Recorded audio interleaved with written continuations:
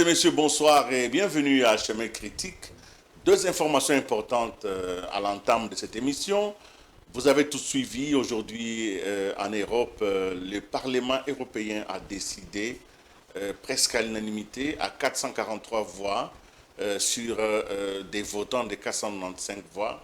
Ils ont décidé aujourd'hui de condamner cette agression dont le Rwanda s'est rendu coupable en agressant le Congo. Les Européens, surtout les parlementaires européens, ont condamné aussi tous les massacres qui se font aujourd'hui au nom d'une prédation qui ne dit pas son nom, une prédation basée sur les minéraux du Congo, qui sortent du Congo pour aller enrichir, en tout cas l'industrie européenne, parce que vous savez que l'Union européenne, la Commission européenne avait signé un MOU avec le Rwanda pour que le Rwanda, qui n'est pas malheureusement détentrice ou détenteur des minéraux, que le Rwanda puisse fournir à l'Union européenne. La diplomatie congolaise est allée très haut, très vite et très fort, et parce que non seulement le chef de l'État, la Première ministre et la ministre des Affaires étrangères, pour pouvoir imposer d'abord au Conseil de sécurité une compréhension de l'enjeu, mais surtout aussi pour pouvoir dévoiler aujourd'hui les jeux du Rwanda, un jeu en tout cas criminel. Cette information est importante parce qu'elle vient aussi consolider deux autres informations, notamment la décision du Congo d'interdire l'espace aérien aux aéronefs qui décolleraient du Rwanda, en tout cas qui passeraient par l'espace aérien congolais. C'est dans les airs. Mais sur terre, une autre décision a été prise. Et celle-là, elle fera l'objet de notre émission aujourd'hui. Le ministre de Mines a pris un arrêté pour classer en statut rouge des sites miniers dont nous allons parler tout à l'heure du contenu. Cette décision est importante parce qu'elle identifie déjà la source de ces ressources naturelles exploitées illégalement et elle va en faire une traçabilité pour que l'industrie mondiale ne puisse pas acheter des minéraux qui seraient venus d'une pratique illégale.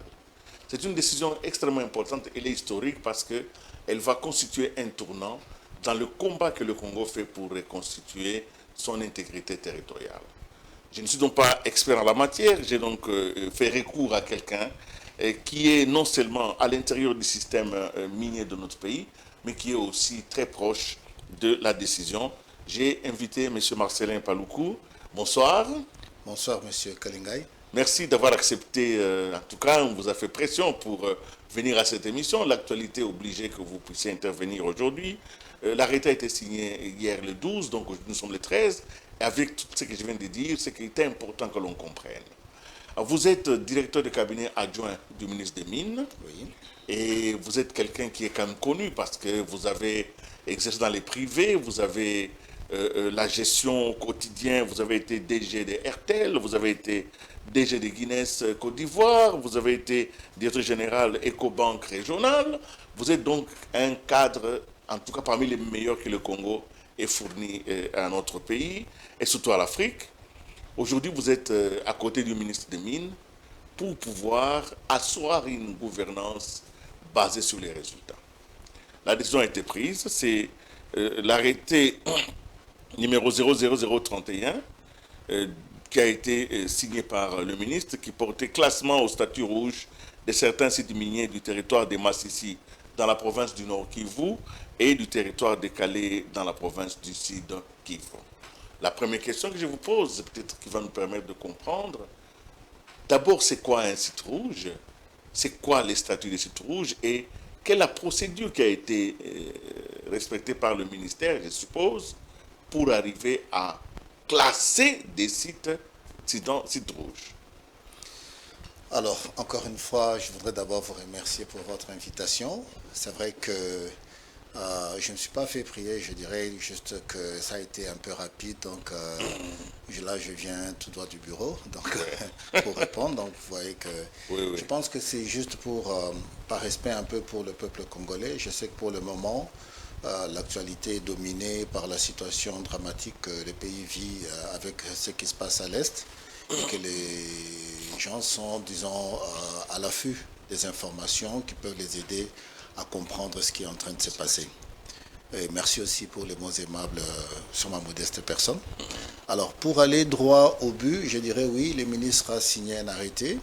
L'arrêté qui a fait la classification des sites, d'un certain nombre de sites qui ont été catégorisés rouges, pour dire que ce n'est pas, je dirais, une réaction épidermique ou une réaction opportuniste.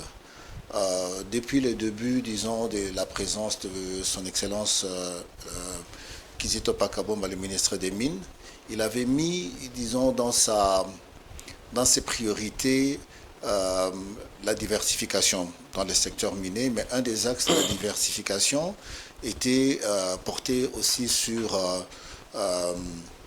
la démarche de partenariat. Et dans la diversification des partenariats, on va en parler peut-être à un moment donné de l'émission, il a rencontré plusieurs nouveaux partenaires et on s'est vite rendu compte qu'il y avait un problème qui persistait, qui est en fait un problème de déficit de l'image. Et alors, l'objectif de redorer l'image du secteur minier congolais est un objectif qui est même repris dans le plan d'action du gouvernement. C'est dans ce cadre-là que le ministre prend toutes les autorités, les opportunités qui se présentent en termes de rencontres pour présenter le secteur minier sous un autre éclairage et pour prendre aussi toutes les actions nécessaires pour redorer l'image. La classification zone rouge, en fait, est une, je dirais, ça fait partie d'un arsenal de la, je peux dire, de la gouvernance, parce que c'est le fruit d'un arsenal juridique qui réglemente le mouvement de traçabilité des minéraux dans la CRJL.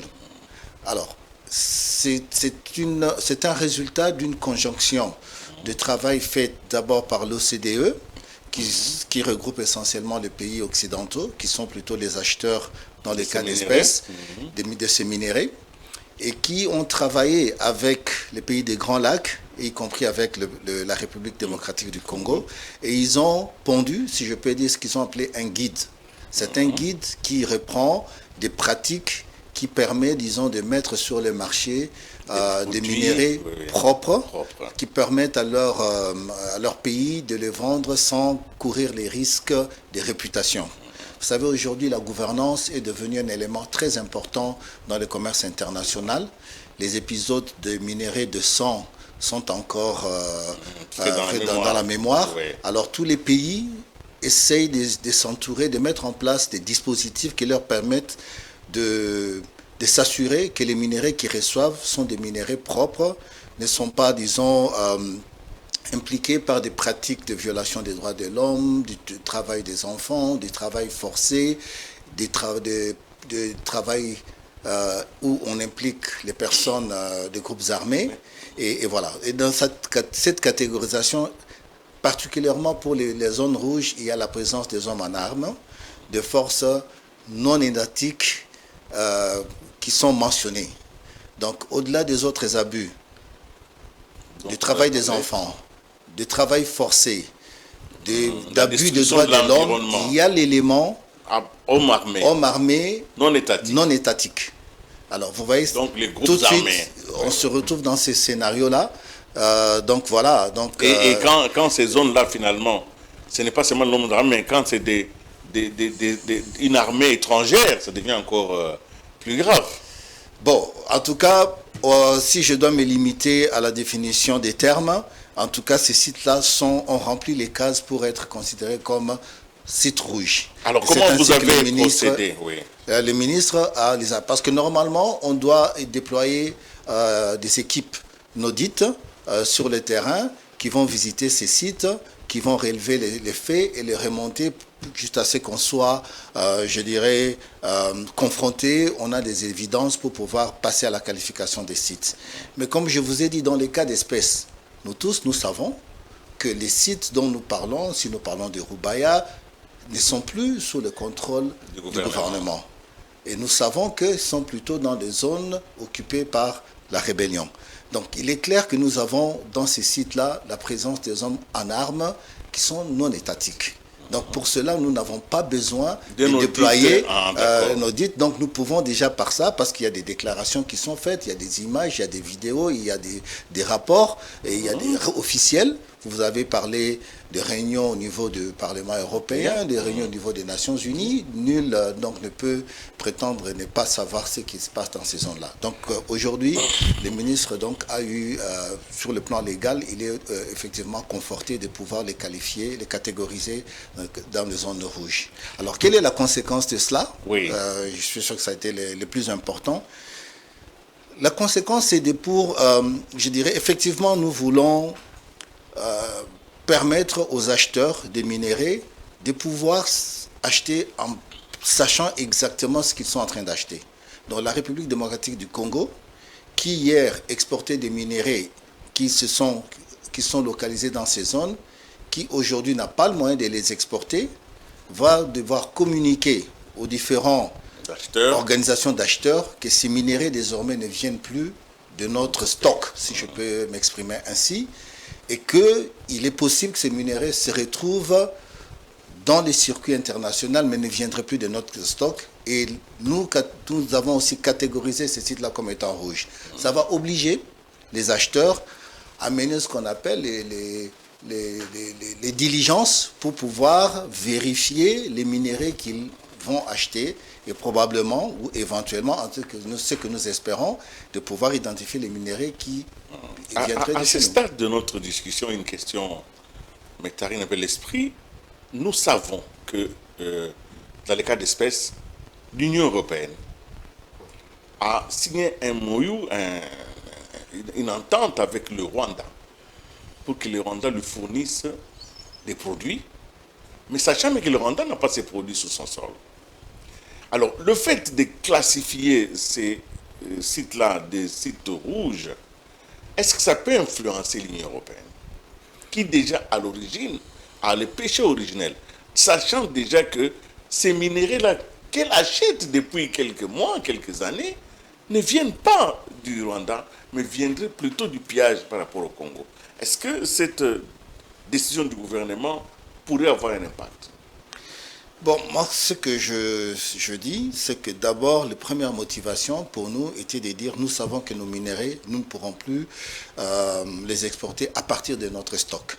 Donc, ils ne seront pas disponibles, mais ces minéraux pourraient être exportés par d'autres voies, par d'autres canaux qui ne sont pas les nôtres. Et nous savons aussi que les activités qui se développent autour des pratiques de ces minéraux impliquent la présence des hommes en armes. Donc pour cela, c'est très clair, cette catégorisation des zones rouges. Alors, l'Union européenne a signé un partenariat stratégique avec le Rwanda concernant les minéraux critiques. Mais je voudrais ici rappeler aussi au peuple congolais que l'un des, des résultats de travail de diversification qu'a déjà obtenu le ministre Kizito Pakabomba à la tête du ministère des Mines, c'est d'avoir aussi signé au mois de décembre passé un partenariat stratégique avec l'Union européenne concernant les minéraux critiques. Donc, nous avons aussi cet outil-là juridique qui existe. C'est un cadre qui permet d'avoir des échanges commerciaux. Directement avec les Européens. Directement avec le Congo. Mais maintenant, ce que nous disons, voici ce que nous exportons et voici comment vous pouvez vérifier la provenance de nos minéraux à partir du puits de l'extraction jusqu'au point d'exportation. Voilà. Maintenant, il appartient aux autres d'apporter la preuve aussi de ce qu'ils sont en train de commercialiser, de la traçabilité de ces minéraux jusqu'au point, disons, d'exportation. L'Union européenne, majoritairement, ils sont compris dans l'OCDE. J'ai tout à l'heure défini, effectivement, ces guides de l'OCDE qui est à la base de ce travail de catégorisation des sites. Si on l'appliquait jusqu'au bout, il sera évident qu'on saura tirer les conclusions qui s'imposeraient. Ce que l'on constate dans cette crise entre le Congo et le Rwanda, tous membres de la CIRGL, c'est que le mécanisme de vérification, de certification sous-régionale n'a pas tout fonctionné. Est-ce que, qu'en est-il aujourd'hui? Parce qu'évidemment, est-ce que ça fonctionne? Est-ce que la CIRGL continue encore à émettre une certification? Ce qui est sûr, c'est que l'architecture, je dirais, juridique est en place. Maintenant, l'implémentation est réalisée différemment, dans des degrés différents selon les pays. Il y a un effort de pousser tous les pays membres à implémenter tous les outils, effectivement, des certifications dans la zone CIRGL. Ce qui est plus important, c'est que le mois d'octobre, le ministre des Mines a participé au sommet qui s'est tenu à Djouba, au Sud-Soudan, et où il a effectivement pris l'opportunité de corriger un certain nombre, je dirais, de déficits qui impactaient négativement la RDC. Il a pu, par exemple, combler par les nominations, l'absence des cadres congolais dans des différentes structures de CRJL qui devraient pouvoir être là pour apporter la voix de la RDC, pour s'assurer que les intérêts de la RDC sont défendus, oui, sont préservés, et c'est un rattrapage. Il a aussi pris cette opportunité pour régler, je dirais, les arriérés de cotisations qu'il y avait, pour payer même jusqu'à la fin de cette année. Donc c'est fait, ça nous met dans une position où nous pouvons en tout cas parler d'une voix forte, et nous avons plus ou moins récupéré le leadership au niveau de la sous-région. Et nous pensons que c'est important, parce que c'est au sein de la sous-région que se trouve le problème que nous connaissons avec les trafics transfrontaliers. Donc nous avons besoin de cette organisation, et nous avons besoin qu'il fonctionne correctement. Donc nous sommes maintenant dans une meilleure position pour parler d'une voix forte, pour pousser les autres pays à adopter le même niveau, disons, d'implémentation et activer les mécanismes de contrôle. C'est ainsi que nous allons, et nous avons déjà fait, demander à ce que ces mécanismes de contrôle soient mis, disons, soient activés pour permettre de tracer les origines des différents minéraux et pour s'assurer qu'il n'y a pas, je dirais, un trafic illicite de minéraux. Nous allons demander à notre régie, si possible, de nous mettre les tableaux des sites en question. Je voudrais avoir quelques commentaires de vous, parce que on regarde quand même la manière dont ça a été. Voilà. Nous avons là des sites, nous avons, vous pouvez voir, je crois, nous avons des nominations, donc ce sont les différents sites, se trouvant tous dans les Massissi. On a déjà 10 sur la première page ici. Nous avons les minéraux qui sont exportés, c'est exploités, c'est les coltans. Et je vois aussi coltan et cassiterite dans le site de Bihula, dans les Massissi. Et vous avez même situé les coordonnées géographiques, parce que les cartes sont données de cette manière-là. Nous avons aussi en même temps les qualifications. Donc ici, vous avez validé la qualification rouge. Ça signifie que dans tous ces sites-là, aujourd'hui, il y a exploitation. Et que ce n'est pas fait par les autorités du pays, en tout cas, ce n'est pas garanti par le gouvernement. Effectivement. Donc, je crois que c'est ce qui nous a amené à procéder à cette classification et à apporter, disons, la classification la plus appropriée au regard des réalités qui se passent sur ces sites, qui est donc la classification rouge. Oui. Nous allons donc prendre une deuxième page, je crois qu'on va nous la donner, voilà. Là, vous avez jusque 34 sites comme Kamatale, Kamatembe, Birambo, Katembe, Karuba, Lushaki, c'est des noms que les Congolais doivent s'habituer, parce que tous ces sites-là correspondent un peu à peu près à des lieux où il y a eu bataille. Donc à Mutindi, Tanzanique, à Lutu, Biovu, Biriki, Tchangubwanga, tous ces sites-là sont aujourd'hui des sites rouges. Donc ceux qui aiment le Congo et qui veulent acheter des minéraux, s'ils vont là-bas, en tout cas, ces minéraux ne vont pas passer à l'international, si je comprends bien. Surtout avec la décision que l'Union européenne vient de prendre aujourd'hui. Mais j'ai vu aussi, quand vous regardez la dernière colonne, vous allez voir que, non, sur l'autre page, je crois qu'on va revenir un peu, c'est écrit S2/28. C'était quoi? Je ne sais pas si vous voyez, donc quand vous regardez, voilà, sur les sites de... On peut voir ce qu'il y a sur la colonne, au-dessus de cette colonne-là. Attendez, au-dessus de la colonne, Je vais regarder mes papiers sur place ici. C'était simplement une observation. Je crois que c'est sur l'observation. Peut-être que ça correspond à un site qui appartient à une même personne parce que je vois que c'est les mêmes numéros partout de qualification. Bon, Alors, dites-moi un peu, de toutes les façons, est-ce que déjà que vous avez signé ça hier, hein, le ministre a signé ça hier, vous avez déjà récolté quelques réactions? bon, clairement, nous pensons que, disons, les réactions ne vont pas être, je dirais, dans les médias, nous avons vu des réactions, Ouais. ceux qui sont plus ou moins au fait Questions des minières. implications des questions minières ont réagi. Je crois que nous avons noté des réactions plutôt positives de la part des Congolais, mais pas que des Congolais, des ONG qui sont intéressés à la gouvernance dans le secteur minier ont salué aussi, parce que ce que nous faisons correspond tout à fait au dispositif, disons, en matière des régulations dans les secteurs. Je crois que nous avons pu noter jusque-là, en tout cas, des réactions plutôt positives. Maintenant, les autres réactions vont se faire connaître quand on va réellement passer dans l'étape où on va voir l'impact dans le mouvement des minéraux, dans les différentes zones géographiques. Donc après, on pourra effectivement mesurer. Mais sur le plan médiatique, je crois que c'était important parce que, ça les mérite d'alerter les acheteurs. Oui, oui. Ça les mérite d'alerter les pays des transits. Ça les mérite d'alerter les autorités douanières, les autorités aéroportuaires, de savoir qu'il est probable qu'il y ait de volumes de minéraux qui se déplaceraient et qui pourraient correspondre à ce que la RDC a dénoncé. Donc je pense que c'est important. Vous avez certainement suivi il y a quelques mois, on avait parlé maintenant, on ne parle pas du coltan, on parle du cobalt congolais, qui avait aussi une disposition américaine qui mettait le cobalt congolais dans une classification de minerais décents. Le ministre des Mines, qu'est-ce qu'il a fait pour changer cela? Qu'est-ce qui a été fait pour montrer aux Américains que ce n'était pas exact?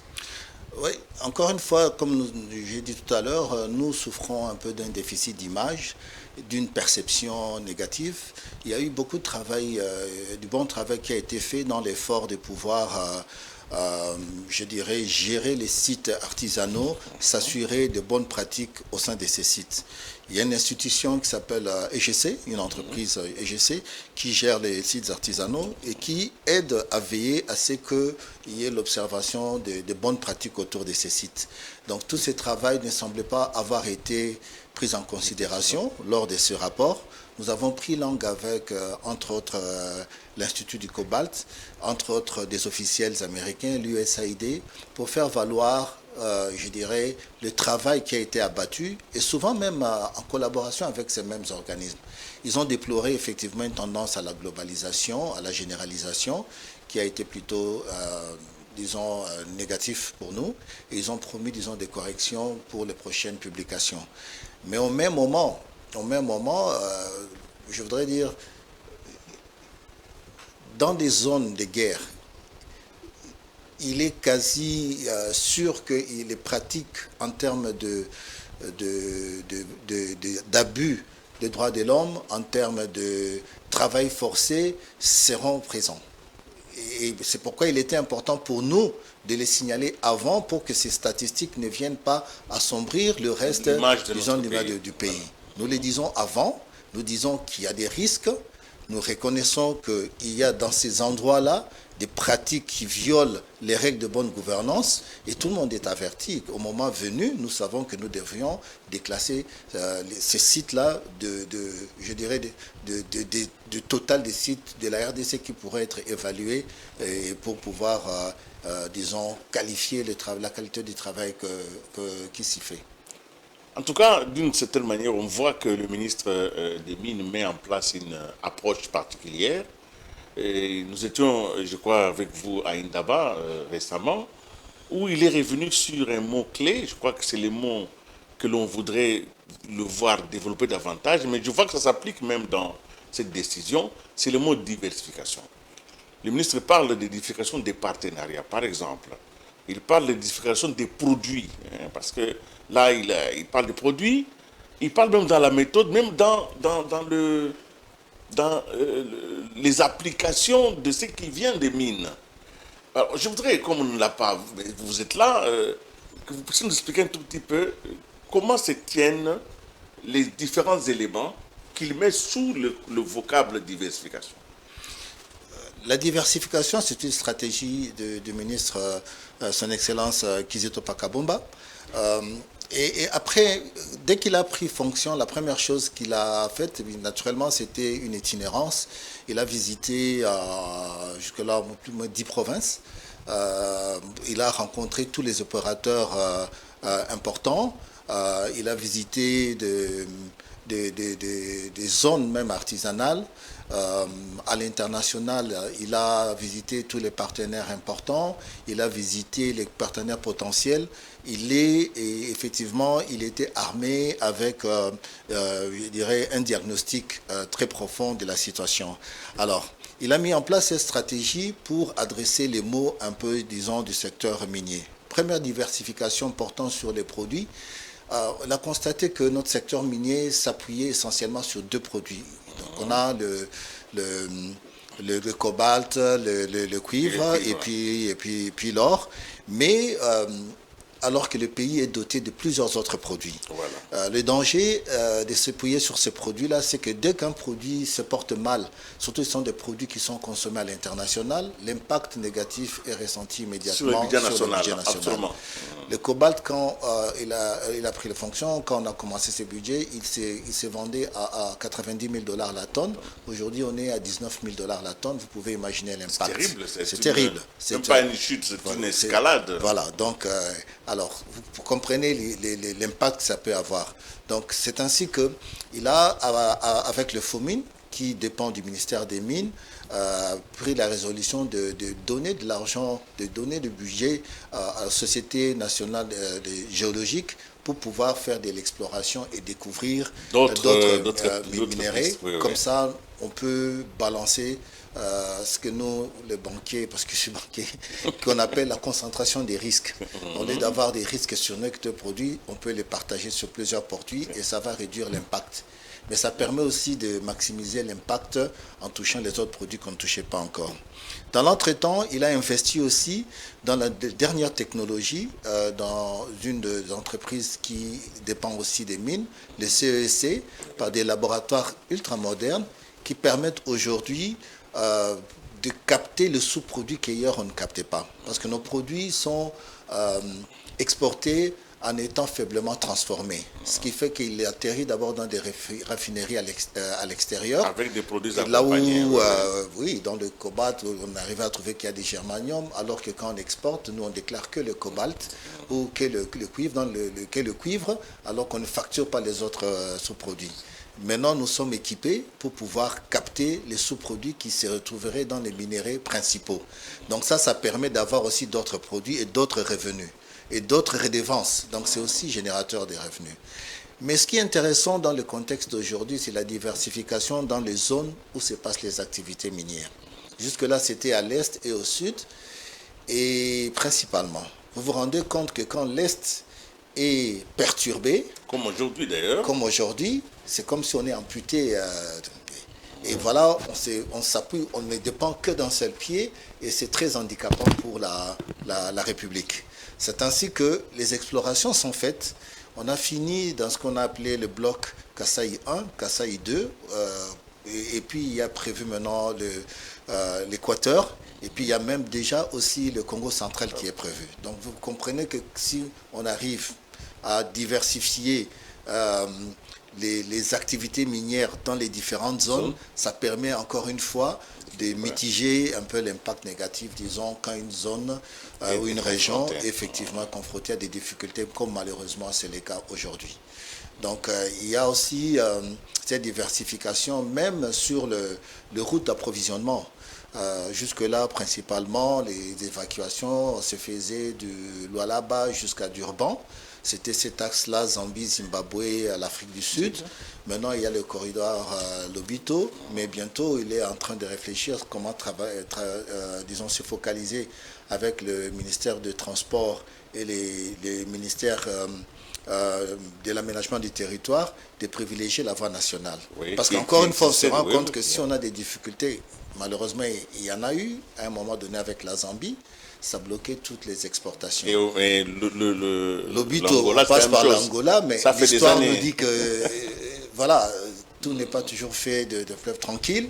S'il arrivait quelque chose, on sera encore paralysé. Donc, la priorité, c'est même d'avoir la voie nationale, mais qui devrait être aussi, qui ne dépend pas que de mines. Donc il faut que les transports, il faut que l'aménagement du territoire, mais inévitablement, il faut avoir de la diversification pour, au cas où on a des difficultés sur une voie, on sait s'appuyer sur l'autre voie. Voilà plus ou moins, disons, l'essentiel de son combat sur voilà, la direction. Exactement. Alors une dernière question peut-être pour finir cette émission.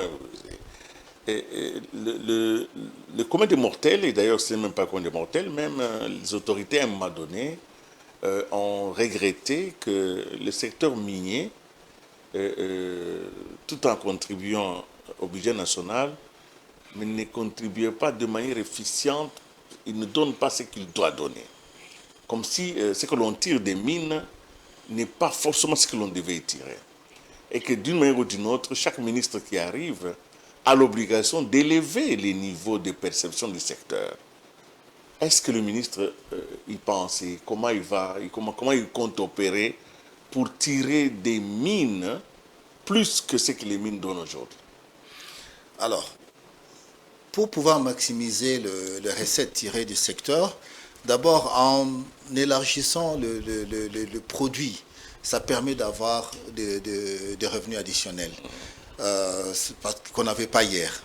Ce n'est pas que de la théorie. Aujourd'hui, moi-même, j'ai eu le privilège d'accompagner l'équipe de direction de CEC en Allemagne, là où ils ont acquis des laboratoires très très modernes qui leur permettent de capter effectivement tous les sous-produits et de pouvoir les facturer.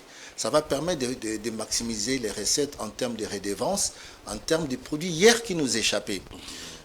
Ça coïncide un peu avec le travail qui se fait déjà même à la Gécamine. Vous savez, aujourd'hui, Gécamine exporte du germanium avec la société STL. Oui.